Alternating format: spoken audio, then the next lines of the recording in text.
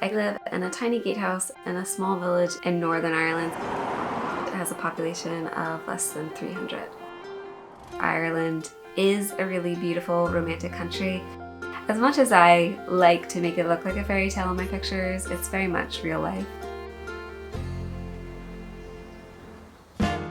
This is Relocated, where we tour the living situations of people who choose to live off the beaten path. So this is the front door behind me. When you first walk into the gatehouse, this is the room that you enter. It's the kitchen. It's one of the only two rooms that would have been original to the house when it was first built. Because the houses were built in 1842, they didn't have like running water or electricity when they were first built, so there's been a lot of updates since then. All the colors that you see are like our own choices.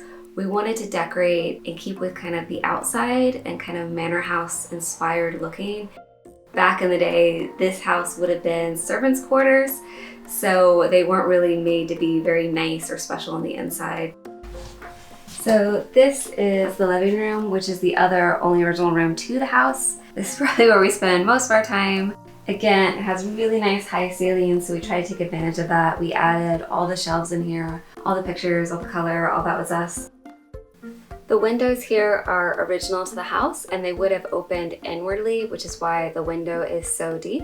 So they no longer open anymore or function that way. We converted this into a window seat to try to maximize this space here, and it actually ended up being where I do most of my work and spend most of my day. As you can see, we don't have like a dining room area or anything like that. So this is actually a fold down table. It's really great because it folds back up so it doesn't take any floor space when we're not using it as a table, and it has a little bit of storage within it. And then we keep the chairs for it over here right behind like where the stair is. Most of the space in this house is kind of like upward rather than sideways. Good boy, one more time.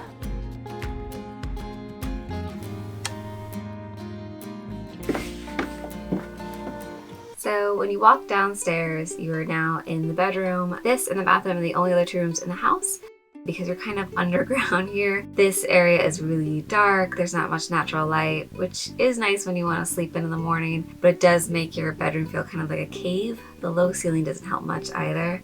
I'm not much of a minimalist when it comes to clothes especially.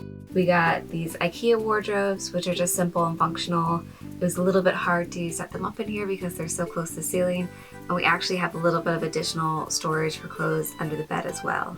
So this is the bathroom. It's actually, I think, pretty good size for the size of the house. A lot of people go really minimal when they are in tiny houses with white walls and everything like that, but we decided to have a lot of fun. It's a really bright salmon color in here to kind of bring a bit more life and personality into these rooms. We rent the gatehouse and it's actually very affordable. Because it is such a small space, it doesn't cost much to heat it or electricity. The costs associated with living here are less financial and more associated with like the fact that I live really far from my family and that's difficult. And then also for me, it's been very expensive, the visa process, which I wasn't quite aware how complicated or ongoing it would be when I first moved here. And then for me personally as well, it hasn't been as easy to get jobs. I've had a couple jobs that were interested in hiring me to work remotely and then changed their mind and wanted me to work closer to them, and that would require me relocating, so I had to choose either keep my job or stay in this village in the gatehouse, and I chose the gatehouse. Through living here, I've come to really love living in a smaller space. It makes me value what I have and be more critical about what I bring into my house, and it makes me not want to have as much. I'm still never going to be a minimalist, but I think I could also continue living in small spaces in the future. We're not sure how much longer we'll live in the gatehouse. We love it.